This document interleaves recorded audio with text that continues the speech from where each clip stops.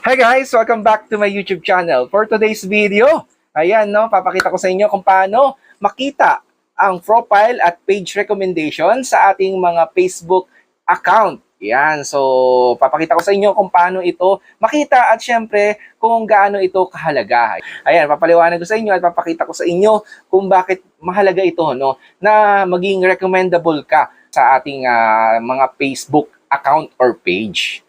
So, syempre guys, bago ko simulan, kung di ka pa nakasubscribe sa aking YouTube channel, Bluestop, yan, pindutin mo na yung subscribe button, click mo na ang notification bell para updated ka sa mga future videos natin na ipapalabas katulad nito. So, ano pang hihintay nyo? Libre-libre lang po mag-subscribe sa aking YouTube channel, no? My channel is about tutorial and any useful things na pwede nating mapakinabangan katulad nito. So, ayan, panoorin nyo itong tutorial ito. Watch this.